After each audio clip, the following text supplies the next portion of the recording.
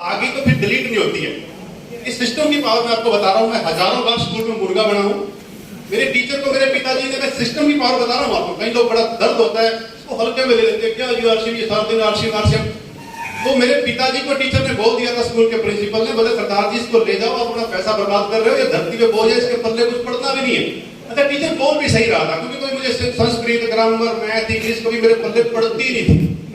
RCM में मुझे एक चीज समझ में आई, पता नहीं किसी व्यक्ति ने यहाँ पे बोला, ये नकल मारने का बिजनेस है।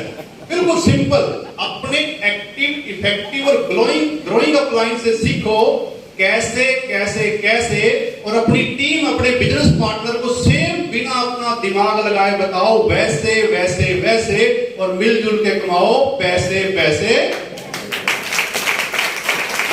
तो मेरे को ये बात समझ में आई कि दिमाग तो मेरे में था नहीं, लगा ये नकल मारने का बिजनेस है, तो इससे बढ़िया बिजनेस कोई हो ही नहीं सकता, क्योंकि मैं नकल मारने में पहले दिन से माहिर था।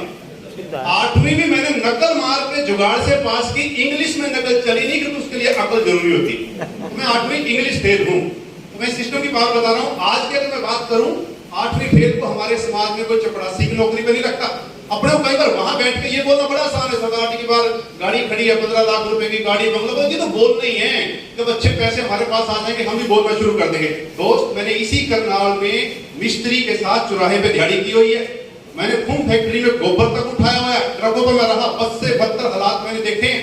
ये तो सिस्टम की पावर है। आज की मैं बात करूं तो बैंकॉक, दुबई, स्विट्जरलैंड, सिंगापुर, आज मैं करनाल में मेरा मकान है, कुरुक्षेत्र में सेक्टर 3 500 गज के जगह पे मैं रहता हूं, एक शानदार जगह पे। आज सब कुछ है, लेकिन सिस्टम की बदौलत। तो रिक्वेस्ट है, थोड़ा सा इसकी मान्यता रखें, इसको सीखें।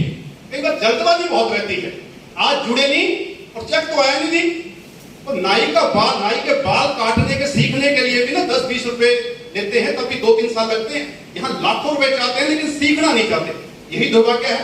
और थोड़ा सा सेल पे आए सर, अभी मैं 2 महीने से न्यूट्रीचर वीर क्लब में हूँ, क्योंकि सारा खेल सेल का है। बड़ा दुख आता है जब, अगर मैं प्रोडक्ट की क्वालिटी की बात करूं तो मेरा ओपन चैलेंज है सर, इस स्टेज पे कोई व्यक्ति रिकॉर्डिंग कर सकता है। मेरा ओपन चैलेंज है पूरे वर्ल्ड में, मैं इंडिया की बात नहीं कर रहा हूं, पूरे वर्ल्ड में आरसीएम जैसे product rate wise, quality wise कोई मुकाबला है ही नहीं है।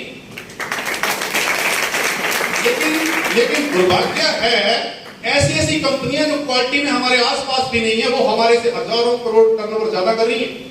बड़ा दुख है, टीसी छाबड़ा जी कंपनी के मालिक हजारों करोड़ के कंपनी का मालिक 2 घंटे हमें देते हैं, लेकिन हम सीरियस नहीं। तो सेल पे आए, मैंने 2 महीने से बिल्कुल अपने आप को सरेंडर कर दिया है। मैंने अपनी मैडम की आईडी कैब रूट में डाली हुई है, तो मैंने बिल्कुल जीरो कर दिया अपने आप को। अभी मैं क्राउन क्लब में हूँ, पिछले 2-3 महीने से 70,000 बिजनेस वॉल्यूम में सेल्फ आईडी पे कर रहा हूँ। और मेरा टारगेट है अपनी इस नीचे वाली मैडम की आईडी में 3.5 लाख बिजनेस वॉल्यूम करना, सेल्फ आईडी, खुद के एफर्ट्स। इसमें 2 चीजें रहेगी, पैसे कम आते हैं जी। वीर क्लब में हजारों लोग ऐसे हैं, एक लेडीज है तो 3.5 लाख बिजनेस वॉल्यूम न्यूट्रीचार्ज से करती है। सोच के देखिए, 3.5 लाख पे 32%, 1,12,000 रुपए तो आपके बैंक में आएंगे। और न्यूट्रीचार्ज वीर क्लब में सारा सामान एमआरपी में बेचना सिखाया जाता है।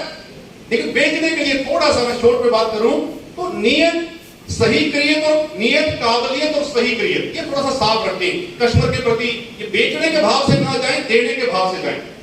मैं थोड़ा सा शॉर्ट में 1 मिनट में, उसके बाद मैं भी सीखने के लिए आया हूँ। हमारा सामान सेल क्यों नहीं होता? पहले मैं भी diamond club, double diamond club बड़ी मुश्किल से करता था, सोचता था संतुष्ट हो गया, घर में यूज हो जाता था। लेकिन जब हम फील्ड में निकलने लगे हैं तो इसकी पावर समझ में आई है। मना कोई नहीं करता, ईमानदारी से बताऊं, कोई मना नहीं करता। मना क्यों नहीं करता? बहुत अच्छी स्टोरी है सर। 2 बैंक के कैशियर थे, ध्यान से सुनना, जिनका नहीं सेल हो रहा।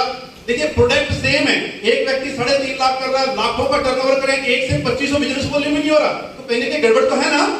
हाँ सर, गड़बड़ तो है ना? अब गड़बड़ कहाँ है? सिर्फ 1 मिनट में, उसके बाद हम दिनेश मोदी को लाएंगे। 2 कैशियर थे सर बैंक में। एक कैशियर दरबार साहब की तरह थे, बड़े ईमानदार थे, उसकी लंबी लाइन लगती थी उनकी। कैशियर, कैश लेने वालों की लंबी लाइन उनके पीछे लगती थी। एक कोई मेरे जैसा था, खाना पूर्ति करने वाला, ड्यूटी पे आया, उसमें कोई कैश लेने जाता था। तो मैनेजर बड़ा हैरान था, बोले कैश तो दोनों ही देते हैं, लेकिन दरबार साहब जो है उनके पीछे इतनी लंबी लाइन लगी रहती है। ये रंधावा सारा दिन बैठा, इक्का दुक्का कोई व्यक्ति इसके पास आता है, तो उसने उन जनता से पूछा जो लाइन में लगे हुए, तो कहने लगे, भाई साहब ऐसा क्या है? बोले कैश ही तो है, कैश तो वो रंधावा जी भी दे रहे हैं, तो यहाँ इतनी लंबी लाइन क्यों लगी हुई है? तो उसका जो जवाब था ऑडियंस का, जो कैश लेने वाले व्यक्ति थे, वो कहने लगे, जब हम रंधावा जी से कैश लेके जाते हैं तो हमारा कोई काम होता नहीं है, लेकिन वही कैश जब हम नरवाल साहब से लेके जाते हैं तो हमारे बढ़ते रुके हुए काम बढ़ जाते हैं। तो ये बात फिर कैशियर से पूछूं, दोनों कैशियर को बुला के, तो मेरे से पूछा, जैसे मेरे जैसे व्यक्ति से पूछा भी रंधावा जी क्या कारण है आपसे लोग कैश लेते कि नहीं? मैं क्या करूं, मेरा तो काम ही कैश देना, तो बैठे ही कैश देने के लिए हूं, अब तो ना ले तो मैं क्या करूं? तो वही बात चंद्रवाल साहब से पूछी, बोले सर आपकी इतनी लंबी लाइन क्यों लगती है आपके कैश लेने से? वो कहने लगे जी है कुछ नहीं है, मैं जब कैश देता हूं तो कैश देते वक्त मैं उस परम पिता परमात्मा को याद करता हूं, दुआ करता हूं, ये जो व्यक्ति ये सामने वाला जिस पर्पज के लिए कैश ले रहा है इसका वो काम पूरा कर देगा। हेलो, आपके सामने वाले कस्टमर को लेके भाव कैसे हैं? अगर आप घर से देने के भाव से निकलोगे तो दोस्त कोई मना नहीं करेगा, क्योंकि मांगने जाओगे तो धुतकार मिलेगी, देने जाओगे तो जय जयकार मिलेगी। तो थोड़ा देने के भाव से जाएं।